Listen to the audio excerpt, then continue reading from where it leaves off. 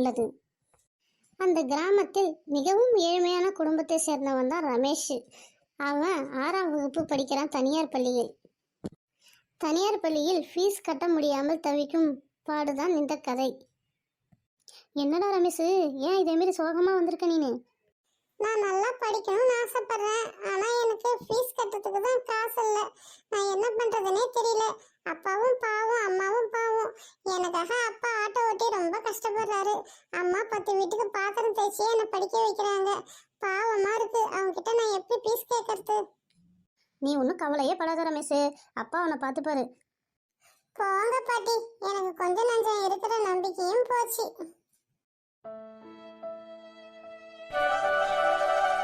சீக்கிரம் போப்பா, மணியாவது பேங்க்குக்கு வர போகணும். மணியாவதுப்பா, சீக்கிரம் போப்பா. சார், நான் என்ன ஃப்ளைட்டை ஓட்டுறேன், ஆட்டோ தானே ஓட்டுறேன். கொஞ்சம் டிராஃபிக் அதிகமாக இருக்குது, கொஞ்சம் பொறுமையாக தான் போக முடியும். எப்படியோ சீக்கிரம் போயிடுப்பா. தோ பேங்க் வந்துடுச்சு பாரு, நிறுத்துப்பா. சார், நீங்கள் சொன்ன பேங்க் வந்துடுச்சு, இறங்கிக்குங்க. எவ்வளோப்பா ஆட்டோவுக்கு சார்ஜு? 150 ரூபா சார். சரிப்பா, நான் போயிட்டு வரேன். என்னது பேக்லாம் இருக்குது, அந்த சார் விட்டுட்டு போயிட்டாரா? ஐயோ, எங்கே இருக்காருன்னு தெரியலையே. சார் சார், போச்சு, அவரை காணோம். சரி, இந்த பேக்கில் என்ன இருக்குன்னு பார்ப்போம். ஐயோ, இந்த பேக்கில் இவ்வளோ பணம் இருக்குது. ஐயோ, அவர் வேற மருந்து வச்சுட்டு போயிட்டாரு. இது எப்படி நான் அவர்கிட்ட கொடுக்க போகிறேன்னு தெரியல. சரி, போலீஸ் ஸ்டேஷனுக்கு போய் கம்ப்ளைண்ட் கொடுத்து இதை கொடுத்துட்டு வந்துடுவோம். ஹலோ மிஸ்டர் சுரேந்தர், அண்ணா நகர், அசோக் நகர் எல்லாத்தையும் டியூட்டிக்கு போயிட்டு வந்துட்டீங்களா? எஸ் சார், எல்லா ஆல் ரவுண்ட்ஸ் எல்லாத்தையும் முடிச்சிட்டேன் சார். டி நகர் அக்யூஸ்ட் பிடிச்சிட்டிங்களா? பிடிச்சிட்டேன் சார். அவங்கள கோர்ட்டுக்கு நேராக ஆஜர்படுத்திட்டேன் சார். சார் சார் சொல்லுங்கள், உங்களுக்கு என்ன வேணும்? சார், நான் ஆட்டோ டிரைவர் சார். நான் ஆட்டோ ஓட்டிகிட்டு இருக்கும்போது ஒரு ஆள் வந்தார் சார். என்னை பேங்க்கில் இறக்கி விடுன்னு சொன்னார். நானும் இறக்கி விட்டேன் சார். ஆனால் அந்த பேக்கை வச்சுட்டு போயிட்டாரு. இதை ஓப்பன் பண்ணி பார்த்தா உள்ளே ஒரே பணமாக இருக்குது. அதான் சார் உங்ககிட்ட எடுத்துகிட்டு வந்து கொடுக்கலான்னு வந்தேன். இங்கே கொடுங்க பார்ப்போம். ஆமாம், ஒரே பணமாக இருக்குது. சரி, சார்கிட்ட பேசிட்டு சொல்கிறான். யோ, அங்கே என்னையா பிரச்சனை? சார், இவர் ஆட்டோ டிரைவர் சார். இவர் ஆட்டோவில் ஒருத்தர் ஏறி சவாரி பண்ணிருக்காரு. அவர் பேக்கை விட்டுட்டு போயிருக்காரு. இந்த பேக்கை ஓப்பன் பண்ணி பார்த்தா நிறையா பணம் இருக்குது. கிட்டத்தட்ட ஒரு 5-6 லட்சம் இருக்கும்னு நான் நினைக்கிறேன் சார். ஓ, அப்படியா? சரி, ஓகே. டிரைவர், நீ ரைட்டர்கிட்ட போய் இது மாதிரி ஒரு பேகு ஆட்டோவில் விட்டுட்டு போயிட்டாங்க அப்படின்ட்டு ஒரு ஸ்டேட்மெண்ட் எழுதிட்டு உன் அட்ரஸ், ஃபோன் நம்பர் எல்லாம் எழுதிட்டு ஒரு சைன் போட்டு போயிடு. நாங்கள் யாராவது இந்த பேக்கை தேடி வந்தாங்கன்னா அவங்க கிட்ட கொடுத்துறோம். ஓகே? சரிங்க சார். அவங்க எப்படி தான் கஷ்டப்பட்டு இந்த பணத்தை சம்பாரிச்சாங்களோ, இது எதை விற்று சம்பாரிச்சாங்களோ, அவங்ககிட்ட ஒப்படைச்சிட்டுங்க சார். சரிப்பா, ஓகே, பண்ணி போயிட்டு வைப்பா, நாங்கள் பார்த்துக்குறோம். கான்ஸ்டபிள், இந்த பணத்தை கேட்டு யார் வராங்களோ அவங்ககிட்ட உரிய ப்ரூஃப்ஸ்லாம் வாங்கி பார்த்துட்டு அதுக்கப்புறம் இந்த பணத்தை கொடுக்கணும். Okay? Okay sir. 1 hour later. Sir sir சொல்லுங்கள் சார், என்ன சார் பிரச்சனை? சார், என்னோட பேக்கை காணோம் சார். அந்த பேக் இவர் தான் இருக்குமோ? சரி, விசாரிச்சு பார்ப்போம். உண்மையாக இருந்தால் கொடுப்போம், இல்லைன்னா விட்டுடுவோம். சரி, எங்கே தொலைச்சப்பா? சார், நான் கோயம்பேட்டிலேருந்து ஒரு ஆட்டோ பிடிச்சி ஒரு பேங்க்குக்கு போகலான்னு போனேன் சார். அப்போ போகும்போதே அந்த ஆட்டோலேயே மிஸ் பண்ணிட்டேன் சார். அப்படியா? அந்த ஆட்டோவில் டிரைவர் எப்படி இருந்தார்? அந்த ஆட்டோ நம்பர் தெரியுமா? எல்லாத்தையும் சொல்லி பார்ப்போம். சார், அந்த ஆட்டோ டிரைவர் குண்டா இருந்தார் சார். மீதிபடி அவர் டீட்டெயிலாக எனக்கு தெரியாது. பேங்க்குக்கு வந்தோடனே 150 ரூபா காசு கேட்டார், கொடுத்தேன். அதோட சரி சார். உனக்கு அந்த ஆட்டோ டிரைவர் மேலே சந்தேகம் இருக்குதா? சார், அவர் நல்லா டீசெண்டாக தான் சார் பேசினார். கண்டிப்பாக அவர் மேலே எந்த சந்தேகமும் இல்லை சார். நான் எங்கே எப்படியுமே மிஸ் பண்ணேன்னு எனக்கு தெரியலைங்க சார். சார், எப்படியாவது எனக்கு என் பேக்கை கண்டுபிடிச்சிட்டாங்க சார். நான் வீடு கட்டுறதுக்கு லோன் போட்டேன் சார். அந்த பணத்தை எடுத்து போகலன்னா என் வாழ்க்கையே போயிடும் சார். சரி, இந்த பேக்கை பார்த்து சொல்லுப்பா. ஐயோ கடவுளே, இந்த பேக்கே தான் சார். எப்படி சார் உங்ககிட்ட கிடச்சிது? நீ சொன்னியே அந்த ஆட்டோ டிரைவர் தான் பேக்கை மிஸ் பண்ணிட்டு போயிட்டாங்கன்ட்டு என்கிட்ட எடுத்துகிட்டு வந்து கொடுத்து கம்ப்ளைண்ட் பண்ணிட்டு போனார். ஐயோ, ரொம்ப சந்தோஷம் சார். இந்த பேக் இல்லைனா என் உயிரே போயிருக்கும் சார். கண்டிப்பாக ரொம்ப நன்றி சார் உங்களுக்கு. சரி, பணம் கரெக்டாக இருக்கான்னு பார்த்து சொல்லு. சரிங்க சார், பார்த்து சொல்கிறேன். 5, 10, 15, 20, 25, 30. ஆமாம் சார், கவுண்ட் 2. சார், மொத்தம் 6 லட்ச ரூபா இருக்குது சார். நான் அதான் பேங்க்கில் டெபாசிட் பண்ணி எடுத்துகிட்டு வந்து மறுபடியும் இன்னொரு பேங்க்கில் போட்டு நான் எல்லாருக்கும் பணத்தை டிஸ்ட்ரிபியூட் பண்ணலான்னு பார்த்தேன் சார். ஓகே சார், ரொம்ப நன்றி சார். இந்த நன்றி, தேங்க்ஸ் எல்லாமே என்கிட்ட சொல்லாத, அந்த ஆட்டோ டிரைவர் கிட்ட போய் சொல்லு. பாவம், அவர் தான் அவர் சவாரியெல்லாம் விட்டு எடுத்துகிட்டு வந்து என்கிட்ட கொடுத்தாரு.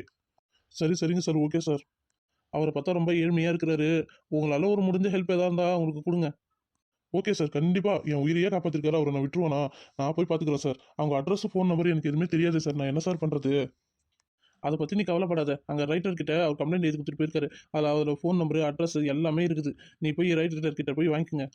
ஓகே சார், ரொம்ப தேங்க்ஸ் சார். நான் போயிட்டு வரேன் சார். இனிமையாவது பேக்கை பத்திரமா வச்சுக்கோங்க.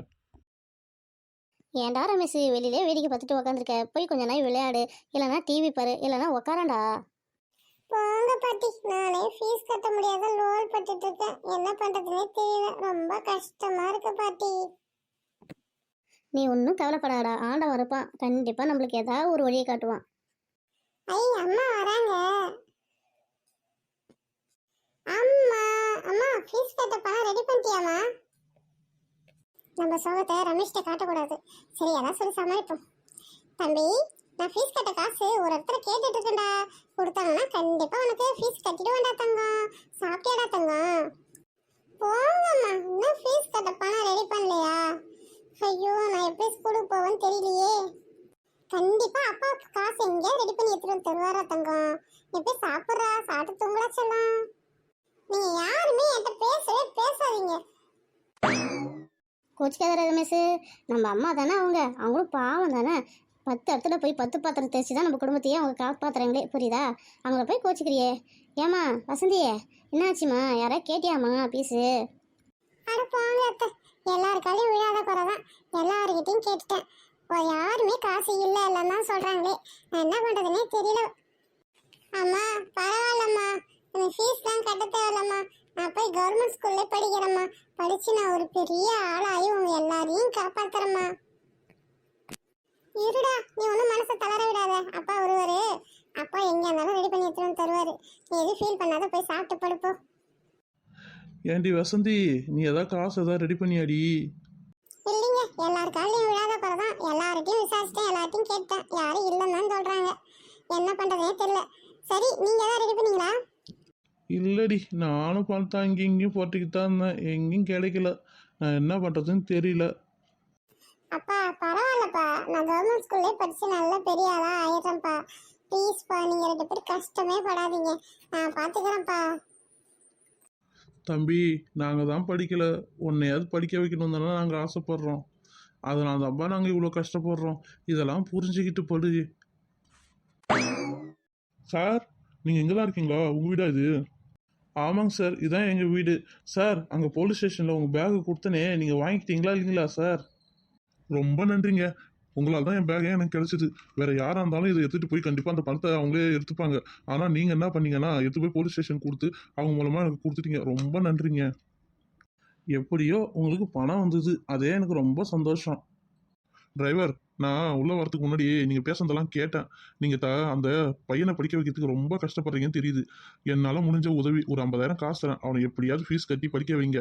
படிக்க வச்சுட்டா அவன் ஃப்யூச்சர் நல்லாயிருக்கும்.